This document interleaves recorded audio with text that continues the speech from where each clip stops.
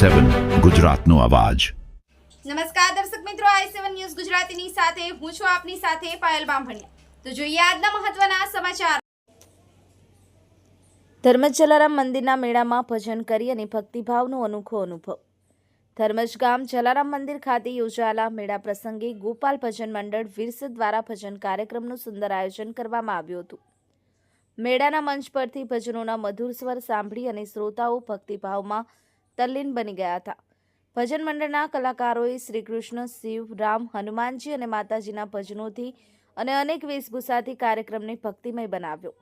મંડળના સભ્યોનું જણાવ્યા મુજબ મેળામાં ભજન કરવાનો અનુભવ ખૂબ જ પ્રેરણાદાયક રહ્યો। ભક્તોનો ઉત્સવ અને ઉમંગ જોઈ અને અમને આનંદ તથા ગૌરવની લાગણી અનુભવી। આવા પ્રસંગો દ્વારા સંસ્કાર અને ભક્તિની ભાવના વધુ મજબૂત બને છે। આ ભજન કાર્યક્રમને સ્થાનિક ભક્તો તેમજ ગ્રામજનોનો ઉત્સાહભર્યો પ્રતિસાદ મળ્યો હતો। અંતે જલારામ બાપાની જન્મ જયંતિ નિમિત્તે આરતી અને પ્રસાદ વિતરણ સાથે કાર્યક્રમનું સમાપન થયો હતો। Narendra Sharma, i7 news Gujarati, Anand. જી આપનું નામ? મહેશભાઈ પ્રમુખ। જી આજનો પ્રોગ્રામ વિશે શું કહેશો? આજનો પ્રોગ્રામ જલારામ જયંતિનો અહીંયા ખૂબ ધામધૂમથી ઉજવાય છે। અહીંયા ખૂબ મોટો મેળો ભરાય છે। અમે કદાચ 15 વર્ષથી અહીંયા ભજનમાં આવીએ છીએ અને ખૂબ આનંદ આવે છે।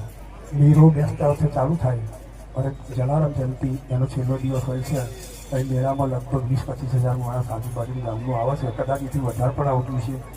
આમ તો જો કે અત્યારે ભક્તિનો ક્રેઝ દિવસે દિવસે ઘટતો જાય છે, પણ અમે એક ભક્તિનું માધ્યમ અમારા ગોપાલ મંડળ થકી ગામે ગામ આપીએ છીએ। એનો અમે લગભગ કોઈ ચાર્જ લેતા નથી, કારણ એવું અમારા ભજન મંડળમાં તમામ સભ્યો નોકરી કરે છે, ખેતી કરે છે। ભગવાન અમને ખૂબ આપ્યું છે, પણ અમે ખાલી એક આ સેવાનો અમારું ભાવના છે। માસીબા વિશે તો શું કહેવાનું હોય, હવે એમને તો આશીર્વાદ જ ખાલી કાપી છે। આયા એ બદલ તમારો ખૂબ આભાર। ધન્યવાદ।